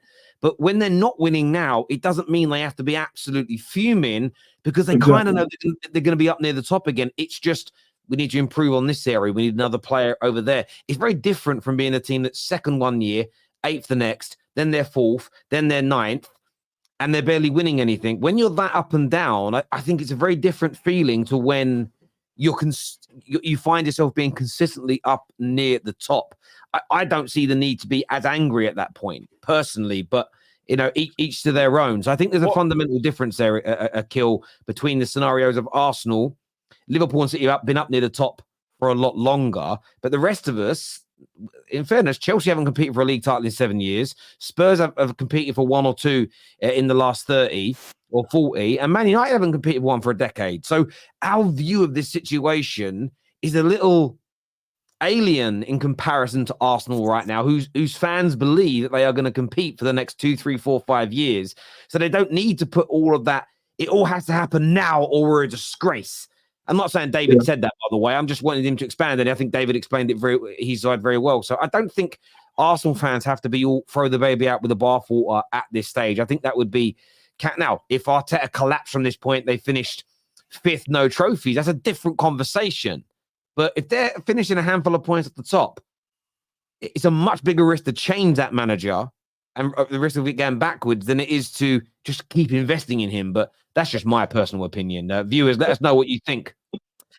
There's some more comments that have come in here. This is when it comes to Arsenal, always pushing the goalpost back. Yeah, that certainly happens a lot. Rory, will you sack Arteta if he still ends up short in the league with no trophies again? No. And again, context. Like you said, if we drop down to 5th and we'd lose to Porto, I mean, I still wouldn't, but I'd be closer to it. If we push City and Liverpool all the way and we get to a Champions League final, it's like you got to have some realistic expectations. And I find it so weird that people talk about it as if we've been fighting against City for like 3 or 4 consecutive seasons and we keep missing out. Like realistically, last season we were in a title race that no one thought we'd be in, and it came way ahead of schedule for what most realistic Arsenal fans thought. And then we're back there this season. Like you said, looking forwards, if you lose to what is one of the best squads in Premier League history that City have got, and arguably the best manager in Premier League history, like sacking your manager at that point, how does that help? Because you could still arguably have the second best manager in the world. I'm not saying Arteta is, but you could have the second best manager in the world and lose out to that City team. So sacking them, which is what Liverpool have done. Yeah, other than once, they've got the second best manager in the world. Yeah, go on, Kate. I mean, how many? I mean, I thought Arsenal were fantastic yesterday. Absolutely, as much as it makes me feel sick, and I think I might vomit in my mouth. They were sensational yesterday, and hats off to Arteta. I don't rate him. I still don't think he's good enough. But the last 2 games, he's pulled it out the bag. But how many seasons do you give him before you say, do you know what? Yes, we are up there. We are competing, but this guy isn't getting us over the line. Let's just out of interest. That's all I want to know. At the very least next season. And then for me, like, it depends how long he's got to compete against Pep and that Super City squad. Because if we keep pushing them all the way, Liverpool have had 6 seasons up there and beat them once, and that was a questionable season. So Rory, though, all right. Look, I backed it, the situation, but at the same time, it's like we talk about a Super City squad, but they've had KDB out for half a season, and they've had Haaland out for a good period of time. Is this a disappointing period for you lot? Of course it is, because you lot should be absolutely flying with the league. And Liverpool, even with nobody, like their main guys out for Trent for a few weeks and no Salah for nearly 2 months now, they're still top of the league, like, and it's all managing. The thing is, I think what rivals want to obviously grasp is like, you know, like, do you sack Arteta at the end of the season if he doesn't win? Yes or no? What is it going to be? You know, you got to adapt to the situation now as well. Like, that's all people are trying to just find out from Arsenal fans. As a football club, though, it's different because you want to get over the line, but you're probably thinking a bit on a realistic expectation. Maybe some players are overrated and maybe some players aren't as good as what people think. Not from me in particular, but, you know, I think what I think Kate's trying to say is when you draw the line, honestly, like, draw it. Like, because imagine if he messes up one more summer all of a sudden, because you did kind of mess up this summer. I don't think you messed up this summer at all. I think bringing in Declan Rice was massive for us, and I think we are an improved team on last season. I think, again, I don't draw a line. I don't look at a specific point and be like, if you haven't won this by then, you're gone no matter what. Like, I just don't think there's enough context there to do that. And also, when you talk about, you know, the Liverpool and City that have had injuries, yesterday we had 7 senior squad members out injured. Like, we're dealing with our own injuries as well. So I'm not using that as an excuse, but in the same way that City and Liverpool have had injuries, we have as well. So you know, you're right there. I do think that Party being is a big mess. I think a really important point regarding Arsenal as well, and I know the Chelsea fans, like Don said, it's not our job, but you also have to think of who is genuinely a better manager that you could almost go, he will make them better. Is he available? Is he attainable? And most of the names you hear are Zidane, who doesn't want to come to England, Ancelotti, that is not leaving Real Madrid to manage Arsenal, with all due respect. And there's Pep, and then there's Klopp. And I don't think you can get any of those 4. You could argue Diego Simeone. That's the only one you could argue, throw the money at it, and he could come in and maybe do it. Outside of that, every other manager has a gigantic question mark next to him, and it doesn't guarantee progression. So at the very least, you've got to wait for Arsenal to start to go backwards before you look at changing the manager if they're maintaining themselves. But there's a great super chat here from Kenny, and I never thought about things from this point of view. He says almost every team loses to Pep City in the league, obviously every year, but Arsenal lose to them more for some reason. Yes, if Arsenal comes second to City, they should sack their manager. But I mean, it's like, but if Big Ange comes 5th, he should stay. But by the logic that if you don't beat Pep to win in the title, you should be sacked. That means every manager should be sacked. It's a great point, Kenny. This here from Mr. Singh. He says, isn't she the one? That's UK. You're the only her on here, I think. I don't think anybody else identifies as the woman. Who called Arteta a muppet? No, I called him a fraud. I didn't call him a muppet. And I still stand by the fact he's a fraud. And until they win, I will stand by the fact he's a fraud. But yeah, no, I never called him a muppet. Sorry? Why do we people say, like, people act like Arteta hasn't won the FA Cup and 2 charity shields, or he's won the shield this season? Shields, you can't do that. No, hold on. Do you know why I'm counting it? Do you know why I'm counting it? I'll tell you why I'm counting it. Because when Liverpool done it, their fans were talking about Darwin Núñez, best striker, because he delivered them the charity shield. That's why I'm counting it. Everyone laughed at them. So don't join in. And the FA Cup was Emery's team.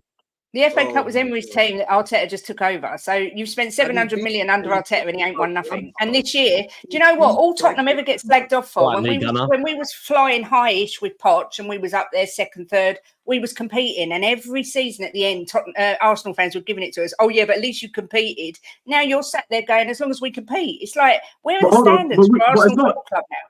It's not easy to do, though. Did Mourinho get sacked before a cup final, and whoever took over lost the cup final? So it's not easy to come take someone else's team and still go and win a competition, as you've seen. He was given 3 days to be fair. Exactly that. Context, guys. There's super chat here. This is David, not a Chelsea fan. Red doesn't look good on you. Bring that giant jersey back. Enough bandwagon. Lol. Liverpool need health to win. System needs legs. Is that I'm not a Chiefs fan. I'm a Packers fan. But I support greatness, and Mahomes is greatness. So And I will say this about everyone who's meant talking about NFL. David's the only person I know that's in this chat and on this panel that actually plays American football. So, like, he can do what he wants with it, really. The rest of us just turn up once a year, mainly, didn't we? I mean, I heard Kate was watching it. Yeah, Kate was watching the Dora the Explorer version last night, just so that it got explained to her, like, what was going on. I know Rory had to jump off there. It's a few more super chats here. Kate, I see you're on here with your fraud Teta. Why do you disappear whenever we score and win the games, brah? You just hate Arsenal. Well, yeah, I do. I detest Arsenal with a passion, but I'm always here, whether you win, lose, or draw. It's true. Kai Havertz shines again with 0 GA, with almost all other players chipping in with GA against West Ham. I thought he played all right yesterday, to be fair. Like, there's some days where going after Kai Havertz is just, it's not for that day. Like, it is when a team wins 6-0, there's no banter to be had towards them. Leave it for another game, my G. Trust me, Akil. Trust me. Kate's a lovely lady. That's not nice. I'm getting told to go back to the kitchen as well, but I've already done the cooking. I'm Superwoman. It's done. So, go to your microwave. So the only way for Arteta to not be a fraud is if he has to beat two of the 5 greatest Premier League managers ever. Great point. No, I'm not saying if he doesn't win a title, he's a fraud. He's got to win something. He hasn't won anything. He won one trophy with Emery's team. That's it. Yeah, I get you. The same Emery team that he couldn't win anything with. This is also true. Look, people have a little bit of fun now, ladies and gentlemen. Stay with us, hit the like and the share. But we're not going to do every round of this tonight on the football. We're going to do this over the next couple of top 6 shows. But we are going to be debating who the best young players are in the Premier League. We're going to do round 1 today. We're doing round 1 today. We're jumping into this. You want to get your views. You want to get your... Is that better of the angle or is that a better angle? No, I prefer that one, really. Should have thought about that better, but I'll work on that. First round, it's a doggy versus Cole Palmer. Viewers, let us know in the comments section, Cole Palmer or Udogie from Tottenham, the left back there. Which of these 2 players, 21 years or under, deserves to go through to the quarterfinals? You killed us with this one, because this is Udogie versus Palmer. You couldn't have put him against another defender or something. Because, like, if you're going to end up being the best, you're going to be the best, aren't you? I don't know, man. That's a tough one. So. That's a tough one. Yeah, you should have put him against Conor Bradley. Yeah. He's even on the list, to be fair. What we saying, boys and girls? It's got to be. It has to be. I like both of them a lot. I like both. I'm not, obviously, I've got to go with Udogie, but I like Palmer as well. I can't lie. He's cold. The fact that he's come in with, obviously at Man City, you could see the talent at the Euros, the under-20s, under-21s. He looked good, but I doubted that he would come to Chelsea and have this big of an impact. He's been brilliant. But then also Udogie's been brilliant as well first season. And it's hard because one's a fullback and one's obviously an attacking, a number 10. Attackers always get favoured as well. So. Exactly, that's it. I'm going to have to be biased and pick Udogie, but I don't know. I do like Cole Palmer. Are you going with Udogie? I am, but you know what? I think the disrespect that he gets is because he plays for Tottenham. If he was playing for a better team, he would get more respect. But I mean, Real Madrid have already been sniffing around Udogie. It's common knowledge. So yeah, no brainer for me. Sorry. Can we do 2 rounds, please? No brainer. No brainer. So are we going with Palmer then? In terms of what Palmer has provided for Chelsea, if you were to it's a bad argument, but if you were to do a pound for pound sort of thing, Cole Palmer has provided a lot more for Chelsea than what Udogie has provided for Spurs. And I know it's probably more positional based. It is probably more positional based, but I actually have no idea where my club would currently be without Cole Palmer. I genuinely have no clue. Because as someone just said in the chat, good young defenders are harder to come across than good young attackers. And Udogie is a fantastic. Let's have a vote then. Let's have a vote then, guys. So we've got 2 votes for Udogie. What are you going with, David? I'm sure you're going with Palmer, right? Yeah, it's got to be Palmer. It's got to be. Kaz? Who else is there? What else, please? Oh man. Oh, Come you know on. what? You know what? I'm gonna put Palmer just to level it up. Why not? Palmer. Stricto. Yeah, let's check it. The doggy. Doggy. What? This is a robbery. It's a robbery. It's a robbery. He's made it. It's a robbery. What did He's you made it through the rain. What did He you made think, Harry, though? Should you not leave it to the chat in the poll if you score it 3-3? No, No, because there might I'm be not getting a vote. more It's Chelsea fans. you five do it. So that way we'll have an odd number. It makes it more sense. So I'm not having a vote. I'm leaving it to my beautiful panel. That's a joke. So the next one's hard. Levi Colwell or Ferguson? Ferguson. I don't even want to hear it. Ferguson, Colwell, man. man. Colwell this season, come on. Ferguson's been absolutely diabolical this year. He's been crap. It's really hard. So is Levi Colwell. He's been crazy. Yeah, but Colwell's been played out of position. That's Poch's fault. Yeah, so That's if you're gonna, you said he's been playing bad this season, so it doesn't matter if he's out of position or not. I've seen Ferguson in the 10 as well behind Pedro. So Ferguson. Think of it, Ferguson's as an 18-year-old, what he was scoring last season, and obviously Levi Cole was in the same team. But if we put it down to that, Rory, how far are we going back? Sorry, Kaz, how far are we going back? We're not using this season. It's just as you look at them now as a player. Yeah, I'm with you then, Kaz. I'm with you. Yeah, But it's harder to find younger defenders than attackers. That's what they said. That's what they said, David. Ferguson. My head's gone. My head's gone. I mean, it is a hard one. It is a hard one. I mean, personally, I like Levi, but I would go with Ferguson personally. Yeah.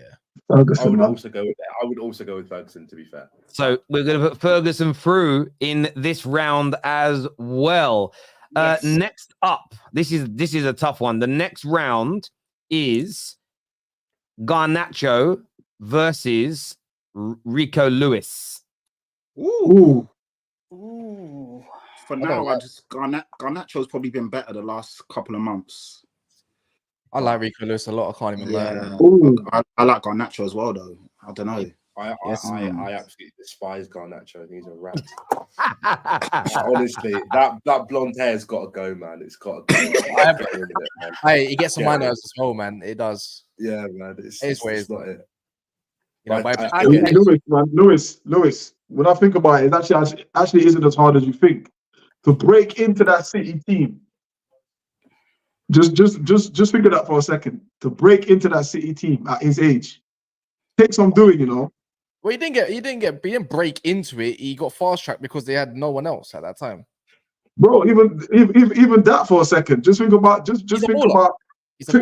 City's. Think about how City do stuff. Like you said, they go out, they usually buy someone, boom, and kind of solve that situation. But Rico Lewis is fitted in so well, you don't even think about his journey in there.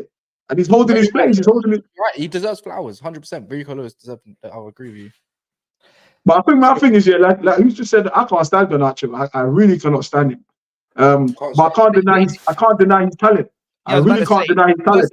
Personality aside, when you're looking at the talent, like so, I can't deny his talent. Who are you voting for, Stricto?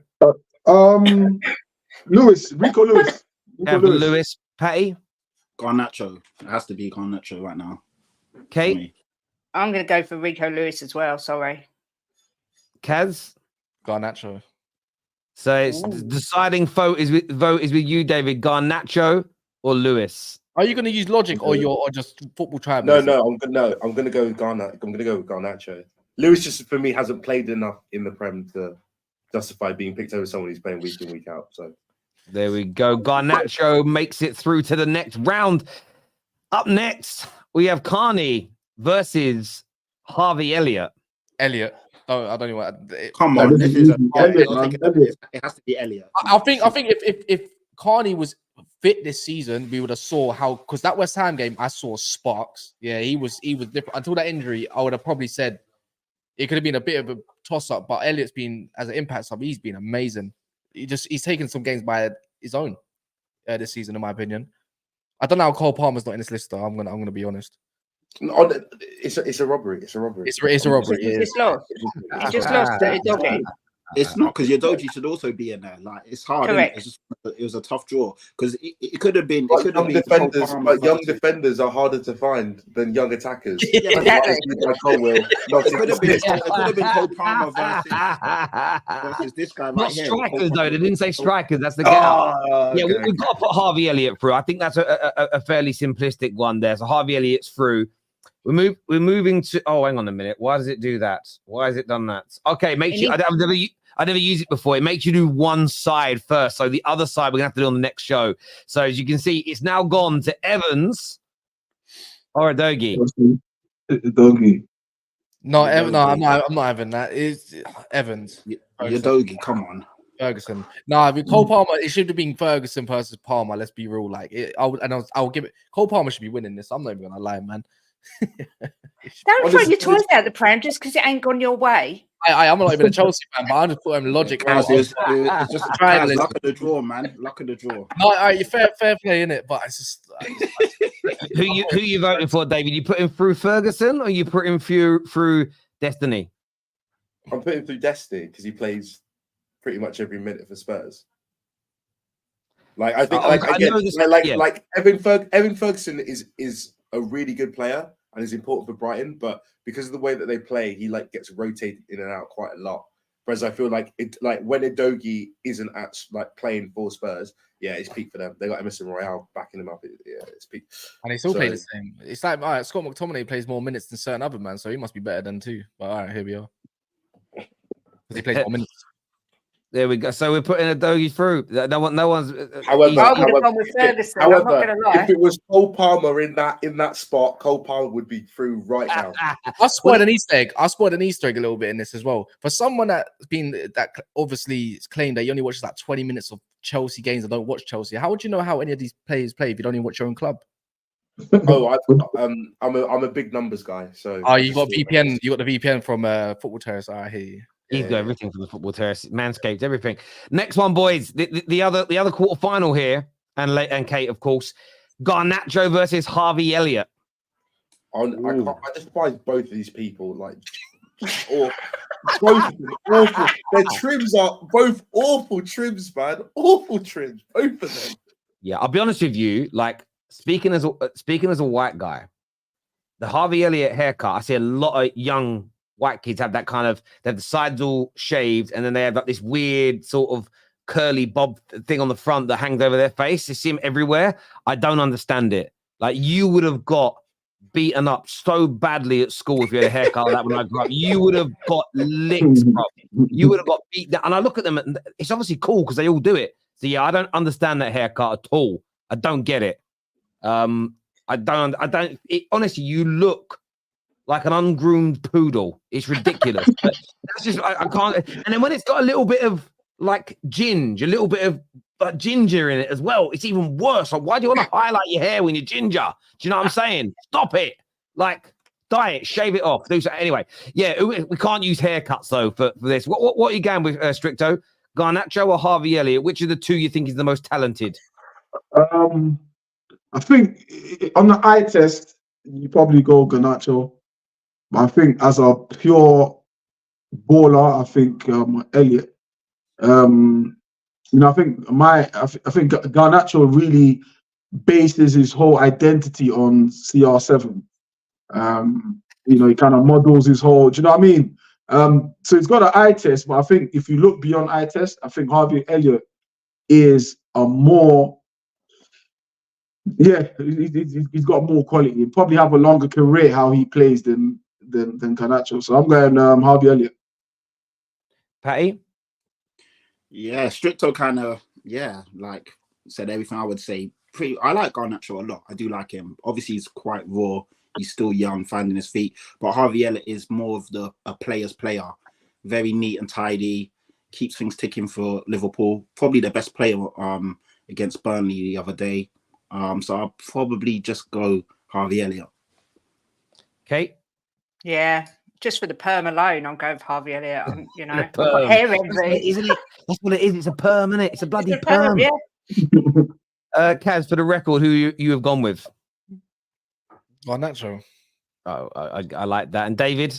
I would have gone with Garnacho. Oh, he just misses out, but Harvey Elliott goes through to the semi. So to see who goes through to the final on this side of the draw, it's Udogie versus. I did not think when I did that side, it would be Harvey Elliott and Udogie in the semi-final.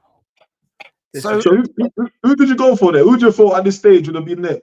I thought Cole Palmer would be there, and I thought Cole Palmer would be there. I thought Ferguson would have a chance of being there, and probably Garnacho. I thought at least one of those three would be in a semi, if I'm being honest. But look, Harvey Elliott and Udogie are there. We obviously know the Spurs fans are going to vote for her on this. It's going to be. I would have gone for Ferguson above Udogie last round. I'd already picked Ferguson, but you didn't ask. You just stuck him in. Everybody else said him. Oh, so, all right. Well, 4v1s. What are we saying on this one? What are we saying on here? What's the one? There's no way a Tottenham player is winning this. I'm sorry. Harvey Elliott actually plays in Europe with expectation as well. So let's get that straight. No pressure. But Kaz, has Udogie not been good though? No, you know what? You know what? I'm gonna use your logic. I'm not going to use this man's logic. I'll be a strict. So because he's a pure baller and is going to have more of a longer career, I can't see Udogie having, a better career or a longevity career because he's a pure baller. Because by that logic, then Adel Tarat's one of the best players I've ever seen in my life. So you know what? Harvey Elliott. Fair enough. It's your opinion, Kaz. Fair enough. And I really on the record, honestly, the fact we are having this debate. After all of that. The fact we are having this debate shows we made a mistake. This shouldn't even be. Palmer should be there. Palmer. Stop disrespecting. If it's Cole Palmer right now, everyone's saying put him through. I can't believe Cole Palmer went out in round one. Palmer went out in round one. Do you know how mad that is? It's not my fault. It's not my fault. I've got two Spurs fans who just voted. Oh, I don't care. Let's not act like Udogie's not been good though. Like you lot are disrespecting him. Like he's been quality. When I saw Cole Will, I said even though they're my boys, I said no, I'll vote the other side because because I can put my biases over there. I can do that. Udogie's better than Palmer. Udogie has been top notch this season. Udogie's been top notch. So David, based on that, who are you voting for? Harvey Elliott, I'm spiteful now. So it's 2-2. You made me That's poor. That's poor. It's 2-2. Oh, it's 2-2. Can we make a left back through? Cole Palmer, who's literally the only under 21 player with more goal contributions is Jude Bellingham. By the way, I was going to say that for someone that has his first breakout season, right, has got 14. Well, this if you don't include the community shields, but since this one was include community shields, we'll do it since he loves it. 14 goals and 7 assists. Oh, and that was that 20. Is that 21? Harvey Elliott's got 4. Do you get me? Yeah, we're having a debate and we should be having one. But also, it's not saying everything though. It's how the draw was done, isn't it? Like Harvey Elliott wasn't up against Cole Palmer, so it's kind of. He should. But equally, if you think Cole Palmer's better than Harvey Elliott, then either Harvey Elliott has to lose this round, or you have to admit that you voted on bias because 100%. So it doesn't really matter if you go out in round one. If you're not the best when this whole tournament ends, it doesn't really matter when you go out. But if you're the best, you're going to knock everybody out, aren't you? But so, Stricto, you've got the final vote here. Are you going for Destiny Udogie or are you going for Harvey Elliott? Pure baller, as you said. Yeah, I'm going for Harvey, man. I'm going for Harvey. Oh, come on. You left it to our Arsenal. Do you know why this absolutely stinks? Do you know why this is fair? If you know how much I hate Liverpool, yeah? Nah, this is poor. This is poor. I didn't want to recount. By the way, yeah. Do you know why this is fair? There's 2 Tottenham fans, and of course they're going to keep continuing for their boy. I didn't know. I voted for Ferguson in the last round. So I voted for Ferguson, to be fair. But look, that's our first finalist. It's Harvey Elliott, and we're going to do the other side. We're going to do the other side. Harvey Elliott, the bench player in the final. And just to give you some names, on the other side of the draw. On the other side of the draw, we've got Mainu, we've got Bajcetic, we have got Oscar Bob, we have got Gusto, we have got Hojlund, we've got Lavia, we've got Lewis Miley. Harvey Elliott's going to be up against one of them guys in the final. Going to be up against. Yeah, where's Sarr? Oh no, Sarr is in it. Sorry, he's not Oscar Bob. Oh, okay, Sarr is on it. Yes, on the other side as well. So yeah, but Sarr's up against. He's up against Bajcetic actually. Kwanzaa? Kwanzaa should be in there maybe. Oh yeah, I didn't put him in. I can only have a few. So that was it. It's what we've got. But we're doing the other half of this on Thursday night's Top 6 show. So make sure you're all tuning in for that. Look, I want to thank everybody that's come on today. I want to thank all of us. Oh, actually, we've got some super chats to do first. I don't want to go about doing them. This here says, question for the Chelsea fan. Is Gab M still a bozo and liability? Martinelli. Yes. No. Gabriel. Oh. Yes, he is. Agalash. Yeah. Okay. Don't worry. It's coming. It hasn't come yet. Be patient. It will happen. AMT here says, if Arteta is called a fraud, Arsenal would not be where they are right now, i.e. challenging for the Premier League last season and still win it now against the two best coaches in the league. That's what AMT says. AJ says, imagine Arsenal fans wearing a Rooney because he's the greatest. Clown behave. Well, we're not rivals in any way, so... Plus, the NFL is all about commerciality, man. It's They don't even call their clubs; they call them franchises. So I wouldn't even worry about it. When you go to NFL London, there's like everyone's wearing a different shirt. It doesn't matter. Yeah, it's very strange. Xhaka making sure Kane never wins a title. He certainly is. A man says, as a Chelsea fan, I don't want. Oh, sorry, I've already done that super chat earlier. What Spurs is plan B when plan A doesn't work? The three teams above all can adjust to how their opposition plays them. Haven't seen it from Spurs yet. Well, plan B is to play plan A better, according to Ange, but we'll see what happens when he gets a bit more personnel in. I think people underestimate him. Yeah, nail down your plan A first and make sure everyone's on board. That's the main objective. Yeah, 100%. Still early. There we go. I want to thank you all for coming on tonight. It's been a great show. I enjoyed that, especially the end segment, which we will complete later this week. Until next time, take care. Goodbye. God bless. And we'll see you all again. Well, we're live after Chelsea versus Crystal Palace. So make sure you're all tuning in then. I'm just making sure I've done something. No, I haven't. Oh, I've always forget. This video should take you there as well. It might not. It may do. It sometimes doesn't work. So I'll see you all again soon.